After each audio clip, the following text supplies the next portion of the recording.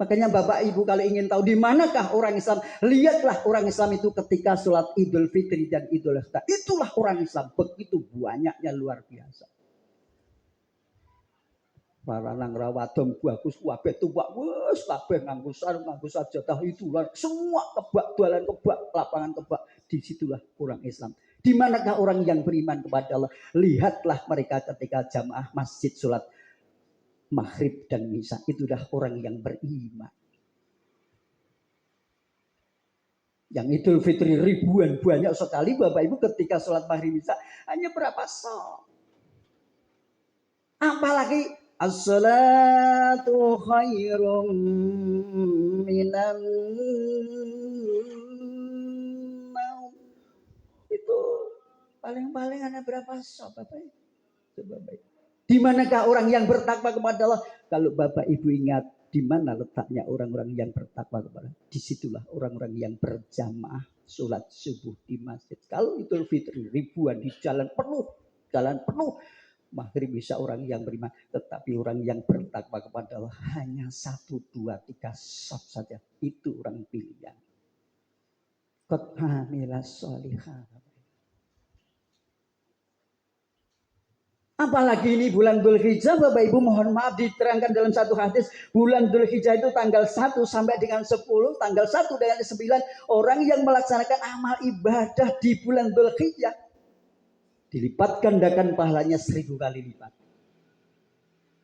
Kalau baca Quran sekali, satu surat 1000. Puasa, baca Quran, zikir dihitung oleh Allah 1000.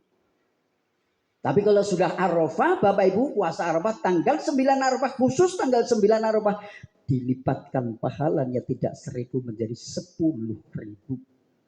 Dan paling afdal Bapak Ibu ketika 9 Arafah Bapak Ibu melaksanakan ibadah puasa ketika jam 4 sore sampai jam 6. Itu waktu istijabah, waktu mustajabah. Luar biasa pahalanya. Makanya Bapak itu kalau paham dengan hadis Bapak Ibu, menunggu puasa Arafah itu tidak untuk keliling-keliling, menunggu ngabuburit pelintong. Keliru itu. Makanya sekarang mengke kundur Bapak Ibu pengajian ini berhasil atau tidak, Bapak Ibu kundur bersani tanggalan hari sekian itu ada Arafah, kemudian ini puasa dicatat di lingimut, kemudian ya puasa. Setelah itu mulai sekarang ini tahajudnya, zikirnya, sholat suruhnya monggo Bapak Ibu, dan itu pada tanggal 9 Dzulhijjah. Subhanallah.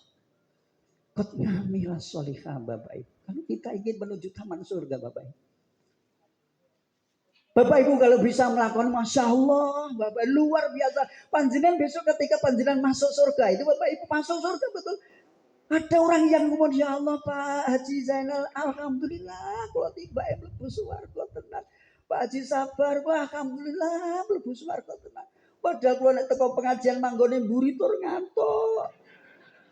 Kalau isam mlebu swarga karena sudah diniatin bismillah, aku tak pengajian. Delalah sampai di sini karena pekerjaan sehari yo capek, ngantuknya sudah didoakan malaikat dakhalal jannah. Bapak Ibu kalau tahu fadilah-fadilah semacam itu, kita itu tidak pengajian rugi. Maka saya sering didhawuhi Pak didangu oleh Pak Dr. Sabar nanya, Pak jenengan rektor kok cek pengajian terus apa nek dadi rektor iku ora salat. Saya ditanya yayasan, daripada saya tidak pengajian ya mendingan saya hormat, nggak usah jadi rektor. Jadi rektor rebutan monggo silahkan. Saya tak ngisi pengajian aja. Tapi pengajian ini amplope ora. Ora usah dipikir amplope. Amplop itu ora penting. Ya teko kono ya tega-tegane jeneng.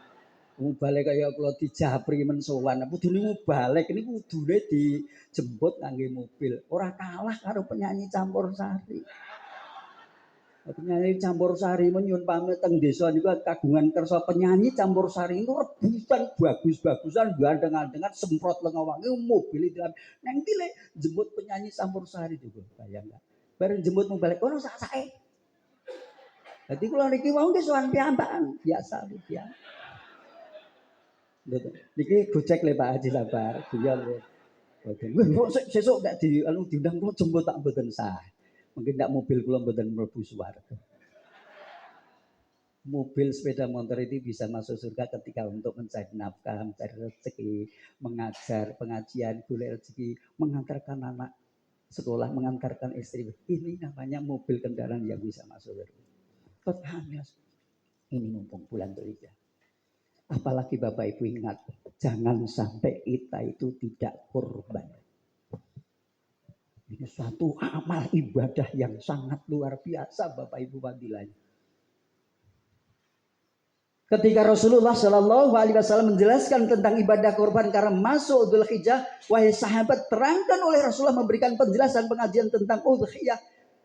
Dalam satu hadis yang sebagai kultu au qalu ya Rasulullah, sahabat bertanya dan para sahabat bertanya kepada Rasulullah, ma hadhil adhahi ya Rasulullah. Ya Rasul, apakah yang dinamakan udhiyah itu ya Rasul?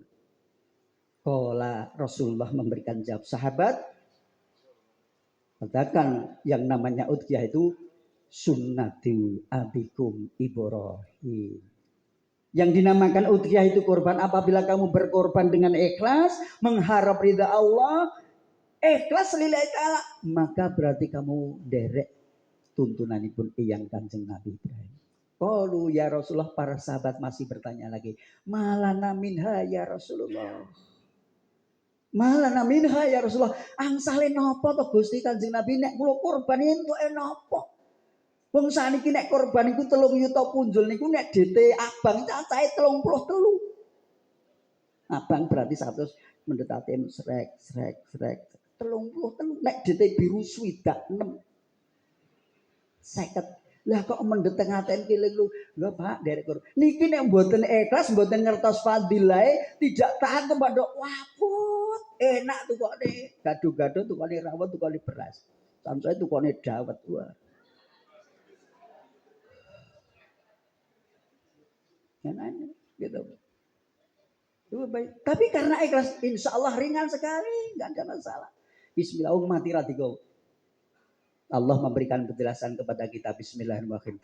Ya ayyuhalladzina amanu la tulhikum amwalukum wala auladukum an dzikrillah.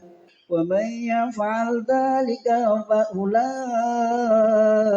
هُمُ الْخَاسِرُونَ يَا أَيُّهَا الَّذِينَ آمَنُوا لَا تُلْهِكُمْ أَمْوَالُكُمْ وَلَا أَوْلَادُكُمْ. Jangan engkau jadikanlah harta bendamu, pangkat jabatanmu, keluargamu, anak turunmu, istrimu untuk melupakan kepada Allah. Barang siapa yang lupa kepada Allah karena kesengsem bondo pangkat dunia, ora pengajian, ora salat, ora dzikir, apalagi tidak mau infak zakat sedekah, tidak mau berkorban, faulaika humul khasirun. Mereka termasuk golongan orang-orang yang rugi. Bapak Ibu nek kula panjenengan sami kagungan atau nek mboten korban maneman. Bapak Ibu ingkang insyaallah mangke nindakaken korban, mugi-mugi dilintoni Gusti Allah ingkang langkung kathah rezekine, panjang umur, sehat walafiat, keluargane tentrem, wa yarzuqu min haitsu la yahtasib. Allah memberikan rezeki yang tidak ternyata. Bagi Bapak Ibu ingkang dereng saged nindakaken korban karena memang keadaan, jangan usah pesimis, sing penting bismillah, niat. Ya Allah, kalau kapan sak derenge dipun percaya dening Gusti Allah saged nindakaken korban. Saya doakan ingkang dereng saged nindakaken korban, mudah-mudahan bisa berkorban. Ning sing penting niat. Seperti ibadah haji Bapak Ibu, niat. Ora mungkin aku iso munggah kaji. Iku kaji pirang-pirang puluh tahun ora gati pirang. Ora munggah kaji ora apa-apa, ora paten. Wah, nggak boleh. Ya tetap niat, harus bismillah niat. Perkara ini adalah tidak berangkat atau belum berangkat. Ini sudah menggugurkan niat kita, Bapak Ibu. May yaf'al dzalika faulaika humul khasirun. Wa anfiqu mimma razaqnakum min qabli an ya'tiya ahadakumul mautu fayaqula Rabbi laula akhartani ila ajalin qarib fasaddaqa wa kum minas solihin. wa anfiqu mimma razaqnakum min qabli ayyatiya ahadakumul maut. Infakkanlah sebagian harta benar rezekimu, infaqo, zakato, sodako, korban, wa anfiqu mimma razaqna, sebagian rezeki yang Allah berikan kepada kita, sebagian saja. Tapi kalau Bapak Ibu kagungan gaji 1 juta hanya 2,5% selawewu. Kalau 5 juta gajinya hanya 25 kali 5 hanya 125. Tapi mimma razaqnahum yunfiqun. Apa Bapak Ibu, orang yang sama sekali tidak mau zakat, infak, sedekah, kurban, tapi punya rezeki, tidak kerso infak, zakat, sedekah, Bapak Ibu tidak punya tidak ada niat, tidak mau sedekah, padahal punya rezeki. Bapak Ibu jontang, masya Allah. Ketika belum sampai dikubur, belum sampai nanti alam kiamat, apalagi di akhirat, baru malaikatul maut mencabut roh kita itu nangis. Tangisnya bagaimana? Rabbi laula akhiratani ila ajalin qarib.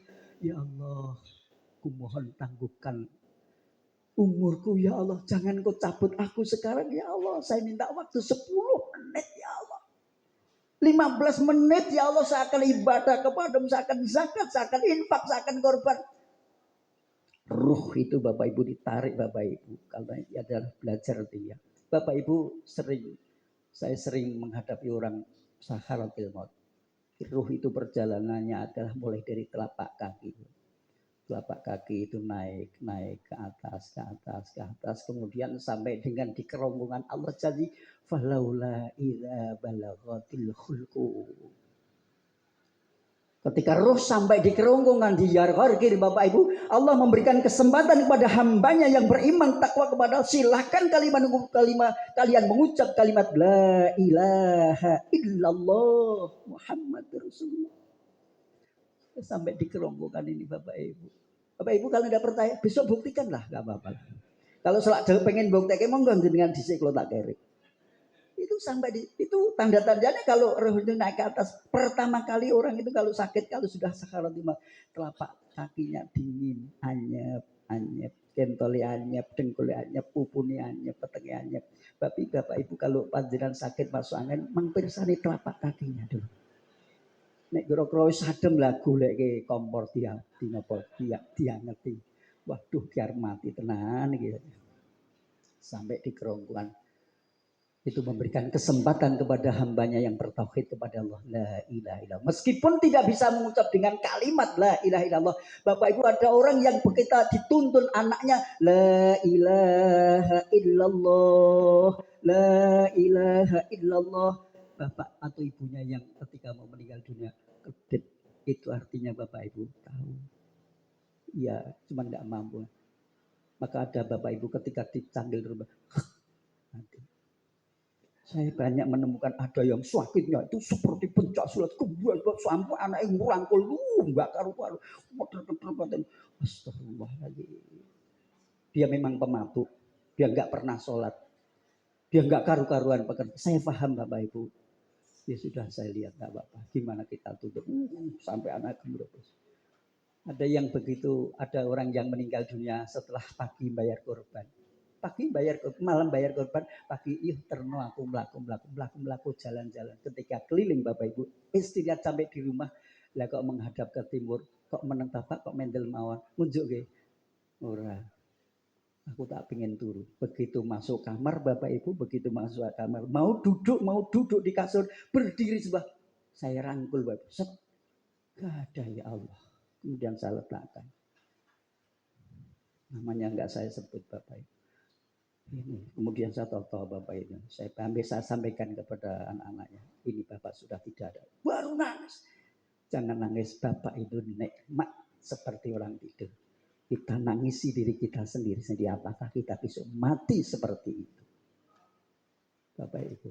Ini karena judulnya kayak gini ya medeni Bapak Ibu. Masalahnya mengganggu. Terserah. Dari pengajiannya halal bihalal ya kayak guyon ya. Begini ya. Ini mboten pengajian halal bihalal nganggo penyanyi campur sari barang gitu. Nah ini kan jelas medeni Bapak Ibu. Ruh Bapak Ibu. Ketika ruh dicabut Bapak Ibu bagaimana? Ruh dicabut oleh malaikat Israel, kemudian ditangkap oleh dua malaikat, lari ke atas Bapak Ibu. Lari ke atas. Setelah di atas ketemu malaikat itu ditanya, itu siapa? Itu si fulan bin ini. Siapa ini? Maka dia tunjukkan kalau dia itu adalah penuh dengan salah dosa, tunjukkan besok tempat kamu itu adalah di neraka itu. Kemudian turun lagi sampai dengan jasadnya, tapi di atas jasadnya Bapak Ibu. Sehingga orang yang meninggal dunia itu tahu Bapak Ibu siapa yang ngelakuin, tahu Bapak Ibu. Jadi sampai kemudian begitu dimasukkan dalam kubur Bapak Ibu nyun pangapunten, itu baru itu disentuh. Kemudian dibangunkan oleh dua malaikat. Tapi kalau matinya kot ngamilan mukminan kot ngamilan solikah, matinya menghadap kepada Allah dengan penuh tauhid, keimanan, beramal, ibadah ikhlas, apapun dilakukan Bapak ibadah kepada Allah. Ditanya setelah dicabut oleh malaikatul maut, kemudian dibawa dua malaikat yang kembar Bapak Ibu, kemudian ke atas sampai di langit itu beberapa, siapa itu? Fulan bin. Tempat kamu itu adalah di surga besok. Setelah itu Bapak Ibu, begitu sampai kembali cepat Bapak Ibu di atas itu. Ketika jenazah itu diangkat, orang yang ketika matinya penuh salah dosa, aku ki mbok go nendi, ojo cepet, aku mbok go nendi. Itu jadi teriak-teriak Bapak. Yang tahu Bapak hewan-hewan semuanya. Itu teriaknya luar biasa Bapak. Mbok go nendi. Tapi kalau orang itu matinya yang husnul khotimah, beramal kebaikan, beramal soleh, suka zakat, infak, sedekah, ibadah, cepat Bapak Ibu. Bapak Ibu ingin matinya badannya adalah bersih, tidak berbau yang tidak enak. Kemudian ketika diangkat ringan Bapak Ibu, dan insya Allah ketika dimasakkan kubur itu dijaga oleh malaikat kubur. Bacalah Al-Quran surat Al-Mulk. Tabarakalladzi biyadihil mulku wa huwa ala kulli syai'in qadir. Cuman 1,5 topet Bapak. Baca syukur hafal. Pagi dibaca hafal, kemudian habis maghrib hafal. Apalagi mau menjelang tidur Bapak Ibu habis wudhu. Ketika wudhu Bapak Ibu kemudian kita mapan tidur baca istighfar dulu. Astaghfirullahaladzim alladzi la ilaha illa huwal hayyul qayyum wa atubu ilaih. 3 kali tambah la ilaha illallah wahdahu la syarikalah lahul mulku walul hamdu yuhyi wa yumitu wa huwa ala kulli syai'in qadir. 3 kali dilanjutkan kullallah falak binas. Ini bacaan Rasulullah. Kullallah falak binas tambah ayat kursi, syukur bisa disambung. Tabarakalladzi biyadihil mulku wa huwa ala kulli syai'in qadir alladzi khalaqal mauta wal hayata liyabluwakum ayyukum ahsanu amala wa huwal azizul ghafur alladzi khalaqas sab'a samawati tibaqa ma dara fi khalqir rahman sampai yang terakhir mimma jasadnya berbau harum.